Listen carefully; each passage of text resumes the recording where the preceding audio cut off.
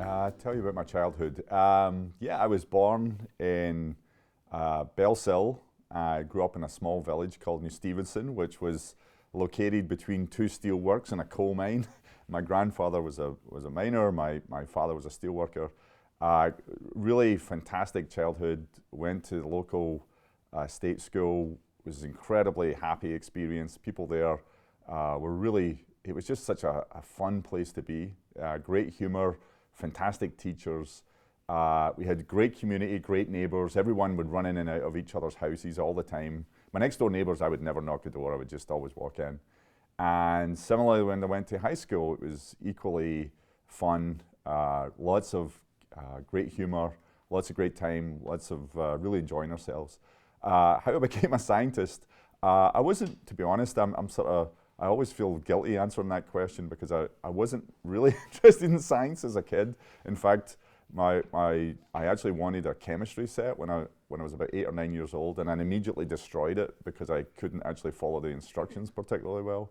Whereas my older brother had actually made all the soap and all the things you're supposed to do with it.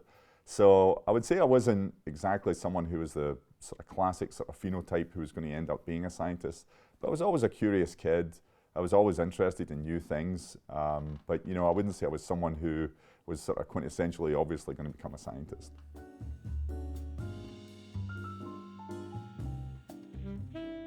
Yeah, so what happened was, and I've told this story a few times, but my brother was the first person I ever knew who went to uni, and the only person anywhere in our community who went to uni.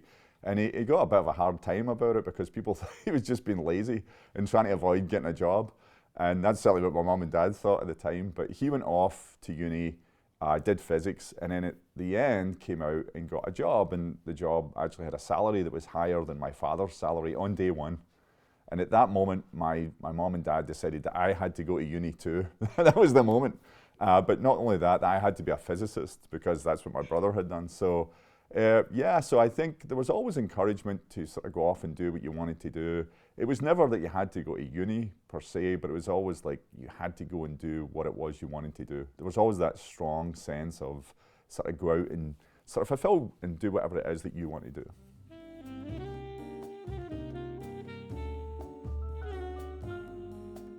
Yeah, just massive influence in my life. I mean, it is who I am.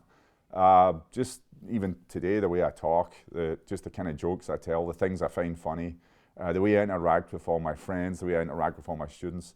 I would say the way I give talks is completely based on sort of growing up in Scotland and how you communicate with people and how you sort of get their attention, keep their attention, and then usually at the end make them laugh, hopefully with a sort of terrible joke. It's kind of the same way in how we sort of communicate our science. You have to be pretty good at taking the audience with you so that you engage them, that they actually understand what you're talking about, they appreciate what it is that you're doing, and ultimately walk out of the room feeling that they really got something from that hour they spent in that room. I think that's extremely important and something that I absolutely learned in Scotland. And I think if I'd grown up somewhere else, I would absolutely certainly would be a different scientist, and I would absolutely be a different communicator.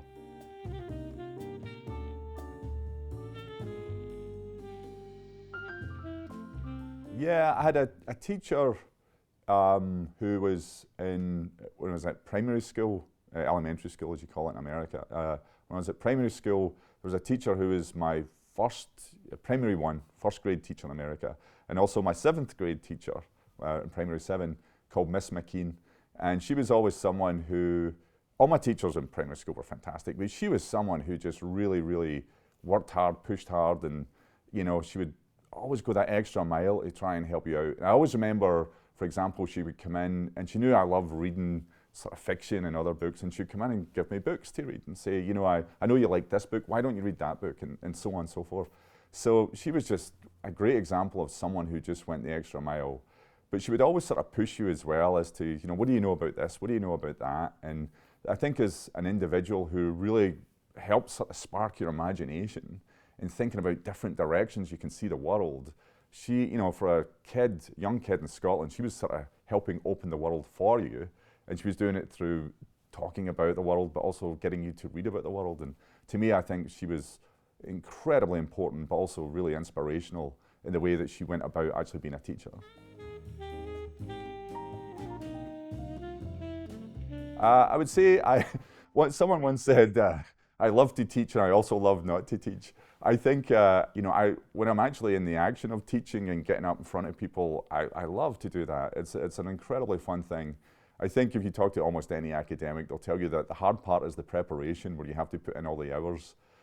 That's not my favorite part. I don't think it is anyone's favorite part, but I think we all truly love getting up in front of a class. I mean, I remember just yesterday, I was in the middle of teaching something and I could tell it wasn't working, it wasn't going anywhere.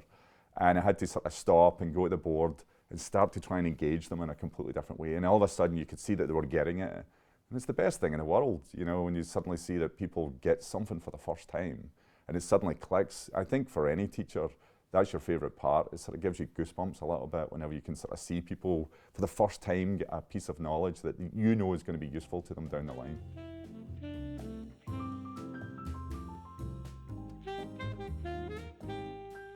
The best thing for me, I love teaching. One of the greatest things about running a big research group is, for the last 20 years, I've been interacting with people between the age of basically 19 and 27.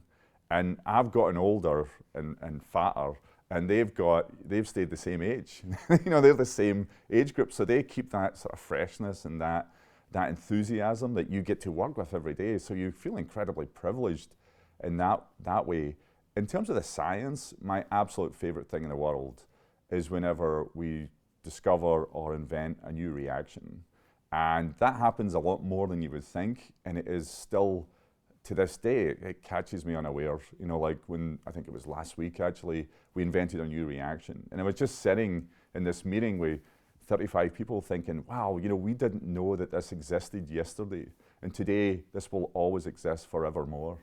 And that's a truly sort of remarkable, wonderful feeling. And just to be sort of part of it and see it in real time and know that other people are going to use it really soon and use it for making medicines and for maybe making materials, that's a sort of remarkably, again, privileged situation to be in, to be sort of at that forefront of that sort of scientific endeavor where you can see these innovations happening in real time. So without question, seeing new reactions being developed and seeing it in real time, that's my favorite part of being a scientist.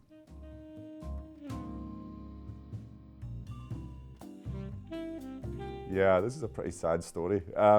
So basically I was this working class kid. I went off to uni and it was just really overwhelming for me. And I remember getting there and the physics lecture was the first thing in the morning. And it was in this lecture theatre that was absolutely freezing. It was just, there was no heating, and so in the sort of dead of winter in Scotland, you'd be in this freezing lecture theatre. And when it would rain, which as you know in Scotland it rains, the roof would leak and you would actually get these water sort of falling on you, which was just, for me, it was just a really sort of tough time. And went to uni to emulate my brother and it was just clearly not working. But what for me was kind of interesting was an hour later, at a later time, we would cross the road and I was taking chemistry as my secondary subject.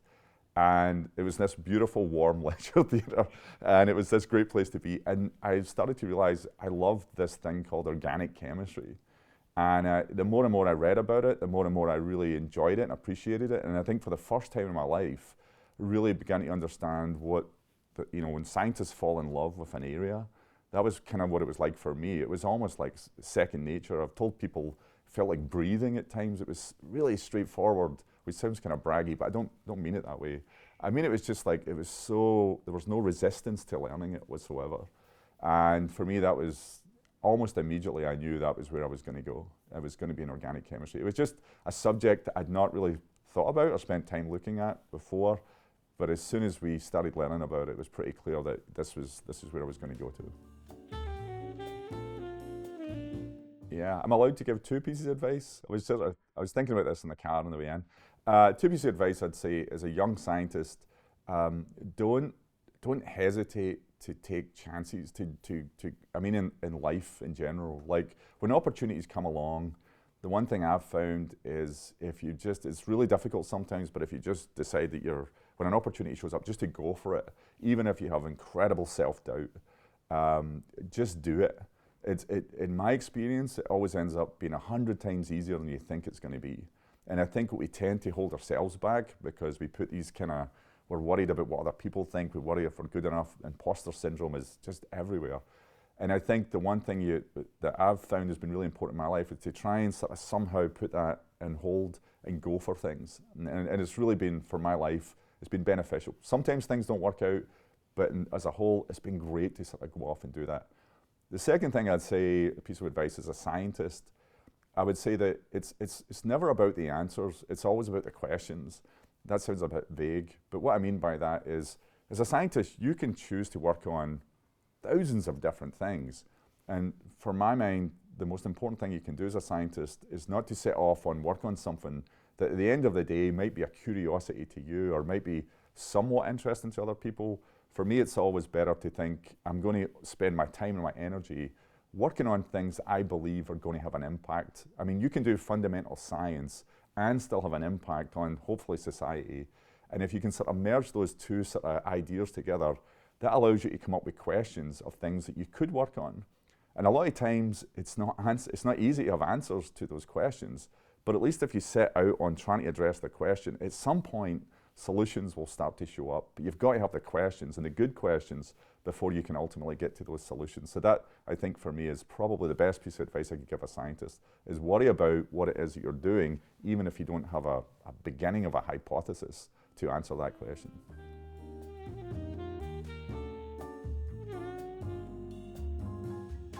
That was probably one of them, was that one, make sure that you're working on sort of important problems. I think another piece of advice I got from a really great friend whose name is Dennis Docherty. He's a professor at Caltech. He's absolutely hilarious guy. But he once told me this thing which has always sort of stuck with me. And it was to do with getting tenure in America. And tenure is basically being allowed to keep your job as a professor. But it basically also fits for just being a scientist in general. And he said to me, there's 100,000 ways to get tenure. And what he means by that is there's not one size fits all formula to do it. You kind of have to sort of go your own way and sort of invent your own path. I know that sounds sort of cliche, but if you try and do things the way that other people do it, you'll just end up being a bad version of that person. What you should do is try and figure out what it is that gets you excited, and don't worry so much about how other people are doing things, but sort of go off and sort of just follow your own path and trust your own instincts. And I think that piece of advice for me was just remarkable at the time, because it was kind of gives you some freedom, actually, just to not worry about watching all these geniuses around you do their thing, because you can never do what they do. That's who they are. You just have to do your thing. And as long as you sort of stick to that, I think you'll not only will it work, but you'll have a great time. It's much more enjoyable to do it that way.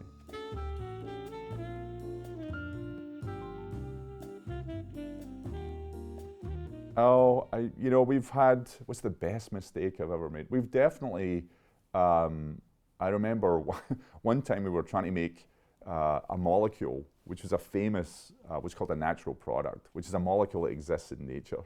And it was a pretty cool molecule. And we were trying to I would sort of come up with this reaction that I thought was going to do it. It was this very complex chemical reaction. And we went off and tried it, and it didn't work. And it did something completely different. And we finally figured out what the reaction had done. It actually done something far more interesting. And it actually made this other natural product, strychnine, at least almost all of strychnine. And most people have heard of strychnine, very famous poison.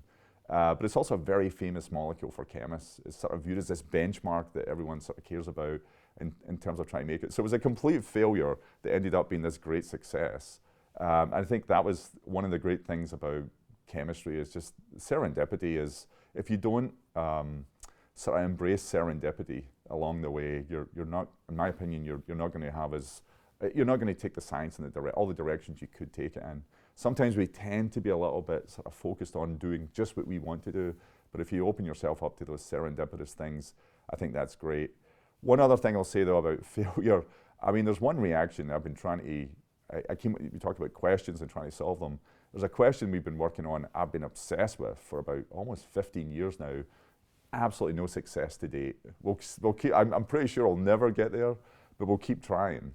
And the thing about that is you have to always, you see people being successful, you see these manuscripts and things that are working.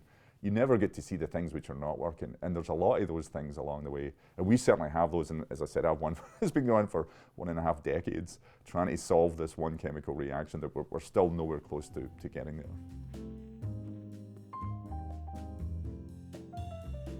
Yeah, it's a kind of sad story as well. It's like a classic imposter syndrome story. No, I was lying in bed, and I'm usually an early riser, but this day for some reason I was slept in, and my wife got up and she could hear my phone buzzing. It was about 5:30 in the morning, and she was kind of annoyed. She's like, "Why is your phone buzzing?" I'm like, "I don't know." And then she took my phone and she put it further away on the window ledge so it wouldn't buzz so much. But it kept buzzing, and she got up and she goes, it says here, Ben List is trying to contact you. And then there's a number that says someone who's from Sweden. And I'm like, what? And so I get out of bed and I'm reading this, and it says Dave, and it's from Ben, and it says call me. So I call him, and he says, Dave, basically, I just talked to this person. This looks like, he didn't say we'd won it, but he basically said, this is this thing, it's happening, Dave. And I was like, no, I really, really don't believe this. And then he sort of said, no, it was. And then I was like, I have some ex-students who are in Sweden.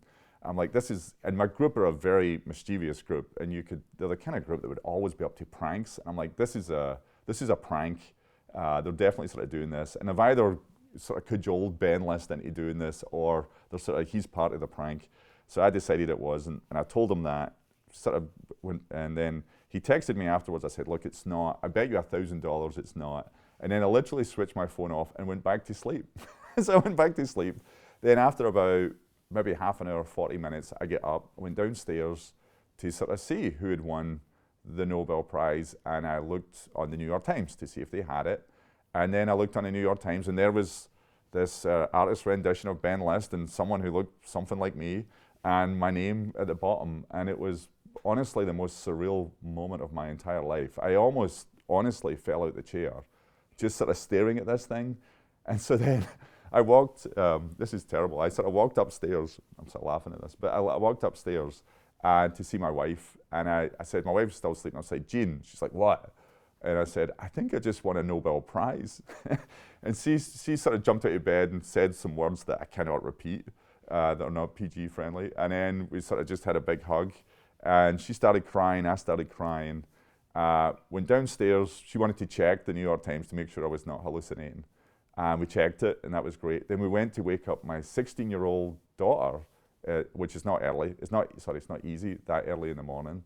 And she came downstairs, and then the three of us just sort of stood in a circle and did a little dance that we do. So we sort of dancing around for a while.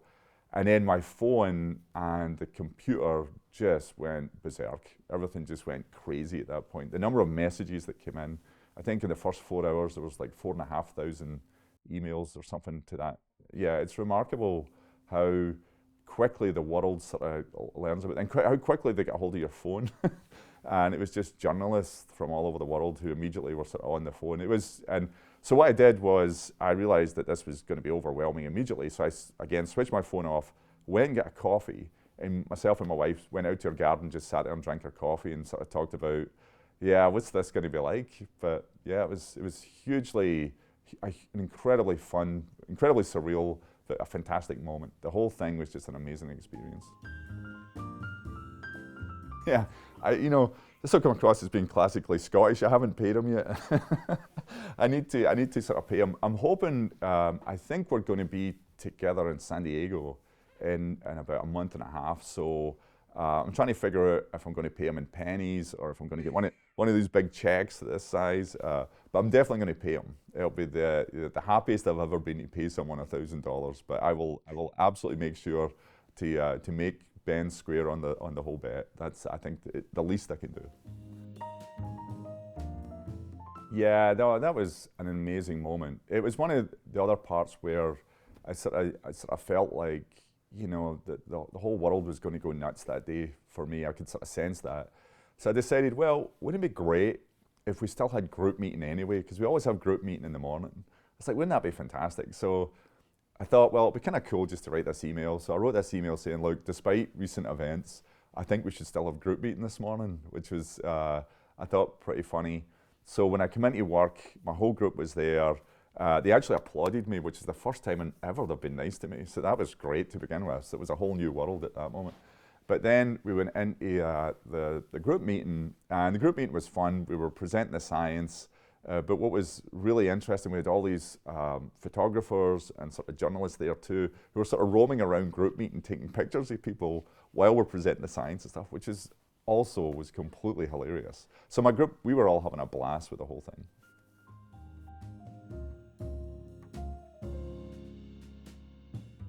Do you have any hobbies or interests? I mean, my hobbies and interests are pretty boring. I'm Scottish, so it's the law. I play golf. I love playing golf. I play whenever I can, although the weather's not very good right now. I love doing that. I used to fly little aeroplanes. I haven't done that for a while, but I love to do that as well. I had a fear of flying, and I thought the best way I could get over the fear of flying was to learn how to fly planes, which I did. So that was fun, and I still love doing that.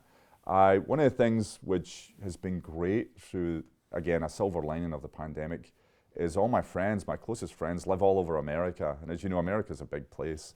So we would normally see each other once or twice a year, but now we get together at least twice a week on Zoom in the evenings as a group and sort of hang out and have fun. And that's been sort of fantastic. So I spend a good amount of time with my friends. And in fact, we're all flying out to the Super Bowl, to Vegas, Las Vegas anyway, to hang out together to watch the Super Bowl. So we have a great sort of group of people who all hang out, great sort of camaraderie between us. So I would say that was one of my hobbies as well. It's like hanging out with my friends and drinking wine. I mean, the other part is football, soccer. I'm a huge football fan. Every Saturday morning, I get up and listen to basically this Scottish sports show from these two guys in Scotland. It's called Off the Ball. Listen to that. And then usually watch a Scottish Premier League game and then usually an English Premier League game as well. So I love watching football and keeping track of the whole thing. And I've never lost my sort of passion and love for football, so I still every weekend make sure I watch it.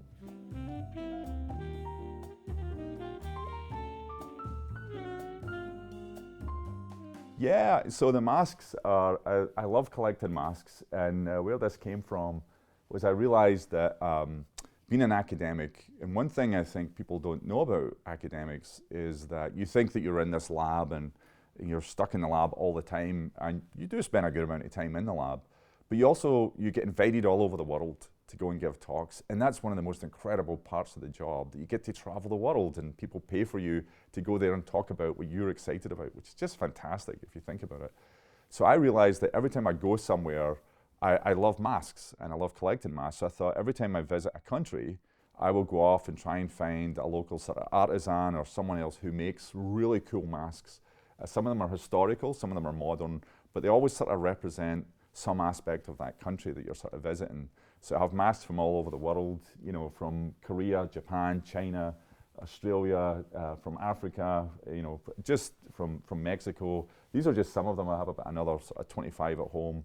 But I love just sort of collecting them. Everywhere I go, I try and sort of pick up a nice mask to sort of take home with me.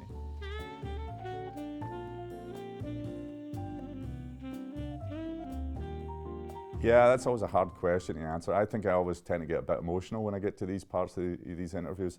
My family, I mean, starting off with my family in Scotland, just, yeah, you couldn't ask for, you know, I think I've said this before, you know, we're certainly working class, didn't grow up with really anything, but we had an incredible support system of just parents and people around us who just thought you could do anything and you should go and just do whatever you wanted to do.